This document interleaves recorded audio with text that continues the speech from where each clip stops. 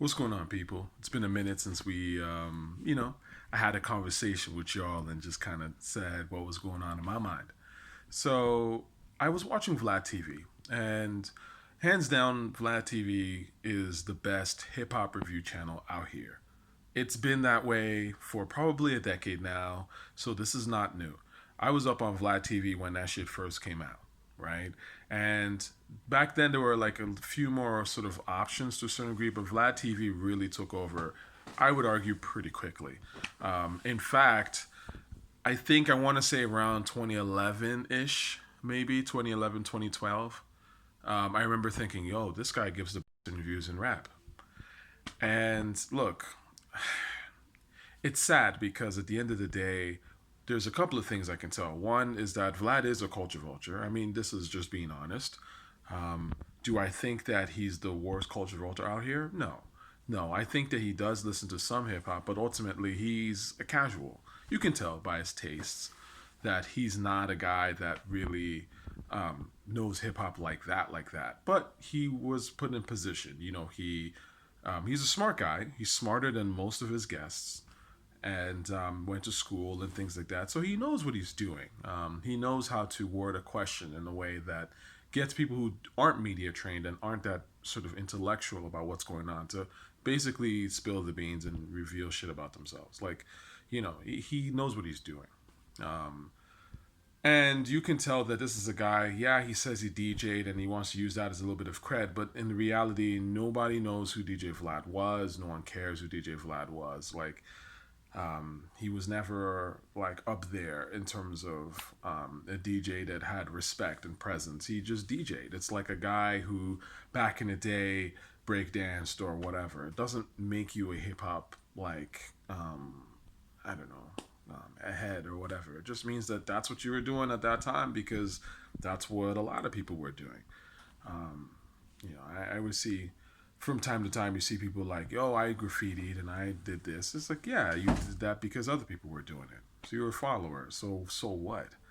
Um, but all that aside, I do think that Vlad gives great interviews, and I like his interviews, and I do think that they're quality. Unfortunately, there isn't another hip hop outlet that I trust like that, which is such a shame. And I've actually had a discussion about this with Funk Flex personally, because I was at an event and I met him and we were having this conversation, and it was actually very interesting. And I was telling him like, yo, y'all fucked up. Like hip hop as a whole fucked up. That y'all let Vlad come in and just bogart this shit. Like that's a major major fuck up. Um, anyway, the real reason why I'm making this video is because of the Beyonce Knowles' father, Matthew Knowles. And he said something very interesting because, in general, that's what's great about Vlad TV interviews. They're quite insightful. And what he was talking about was the beehive or Beyhive or wherever you want to call it. And he was saying that someone who used to work for him, this girl, created the Beyhive. And, it got me thinking as to how, like, so much of this stuff in the music industry is narrative based. And, like, people buy into image and narrative all the time, and they think this shit is organic, but it's really not, right? Like you might really think, oh, a bunch of Beyonce stans just got together and decided to call themselves the Beyhive. Nah, someone constructed that shit. You know what I'm saying? So if Beyonce wants to put something out there in the universe, and doesn't want to seem like she's doing it, she can go through her Beyhive and do it. And you don't know who's in that Beyhive. They could be bots, people pretending to be black, whatever. Like, I mean, this is the internet. But a lot of shit on the internet and just life in general, a lot of stuff is rented. This is something that my father used to always say when I was really young. And I learned this from a young age, which is why I don't really follow the crowd, honestly. Because my father was not like that either. My father was just not like, he's a real dude. He's not about that. Oh, I do this because you do that. Like, nah. Like, be a man. You know what I'm saying? A man does what a man has to do. So I never was into that, like following the crowd. Just, you smoke weed, so I go smoke weed. Like, I'll smoke weed if I want to smoke weed, not because y'all doing it. Like, And that's the thing. Like a lot of these people, a lot of crowds, a lot of the hype, a lot of this stuff is generated and it's created. And once you understand this very point, it becomes hard for you to get caught up in shit like that. Now, it doesn't mean that the hype is always bad. Sometimes things are actually what they are. Sometimes they are hyped to be amazing and they actually are amazing. But in my experience, that shit is pretty rare.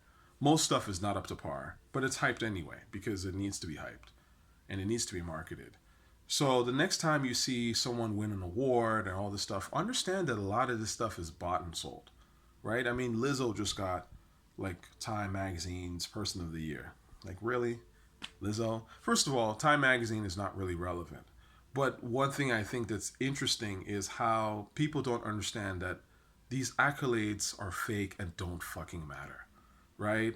And I've said this about Kendrick Lamar, from time and time again. All these fake accolades that he's been getting, they're fake.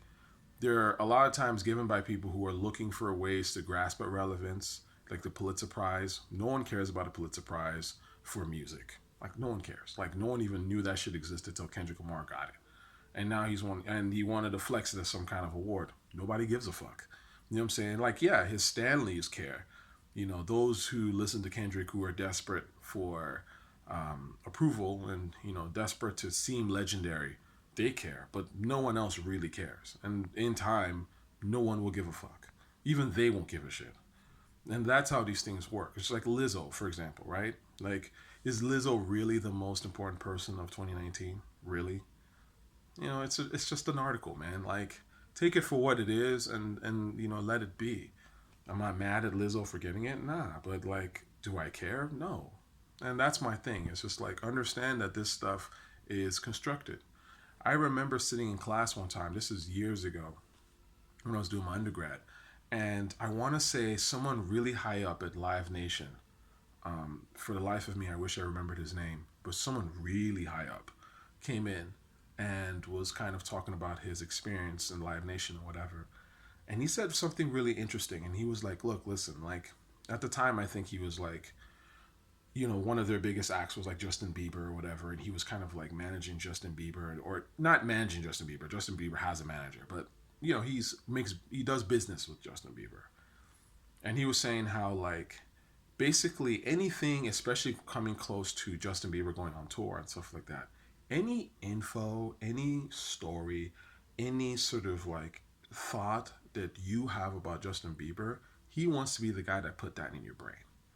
Basically, it's his job or his team's job to make sure that whenever you think of Justin Bieber, the stuff you think about is what they have created. They don't want you thinking about some shit that they haven't already created, right? So if you think, oh, Justin Bieber, like he's a really great singer, that's a narrative that they have put out there. They've created that narrative so that you take on that narrative.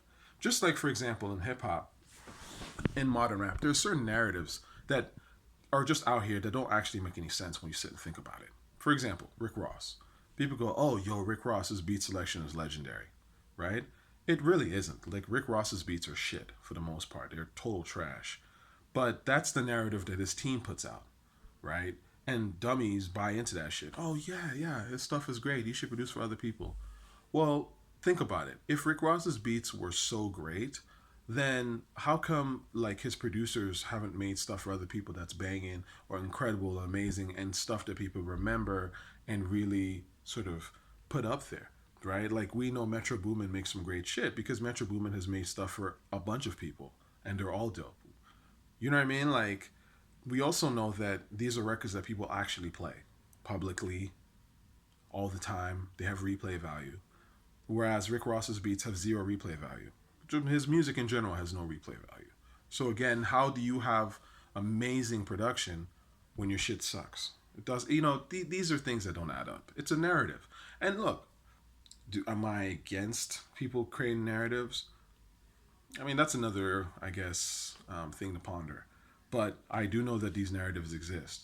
And when I'm giving you my opinion on stuff, I don't do narrative. That's one thing that I think people sometimes don't like see when I give my opinion on stuff. I don't give a shit about a person's like background and stuff like that. Like I'll study it and I think it's interesting in terms of how they make their music, but not like oh, I like this person because this person, is from this city, or this person, did drugs, or this person, didn't do drugs, or what I can relate to them as an individual, like their background and life story. No, I don't care about that shit. I just care about how dope your music is.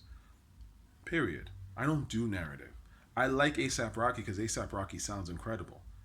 You know what I mean? I don't give a fuck about like where he's really from and all that stuff. I mean, it is interesting, but it's not his background doesn't really matter to me. And that's what I'm saying. Like I don't do narrative. And some of us out here don't do narrative. That's one thing I've noticed with certain types of rap fans, like the ones that do like ASAP Rocky or Nas or Mob Deep or Wu Tang. They're not, for the most part. I mean, there are casuals in that world as well. But for the most part, we don't really give a fuck about a nigga's narrative. Like we just like, yo, give us the music. Is it hot? No. Yes. You know, that's it. So one thing, and just to summarize it, I think that Vlad's great for one. I do think he makes great content. A lot of the times, there's a lot of stuff I don't watch. Also, like when he has like the random, the random person you haven't heard of who's young and is just there to talk about how street and his crime, how crime related he is, and then but he makes music now. It's like I skip those guys. I don't even watch their shit at all because like, what are you gonna tell me that's like all that fascinating? You're a boring dude who's trying to get put on. Get it? But Vlad does make great content. And B, always be careful about narrative. In this interview, not this one specifically, but in another video, Matthew Knowles was talking about how to deflect questions. Again, there's some very, very smart people in this music business, and a lot of it is intellect. So when you buy into a narrative, you're just kind of you're showing that you're either too lazy to understand what's going on, or you're not bright enough to understand what's going on. Anyway, take it easy.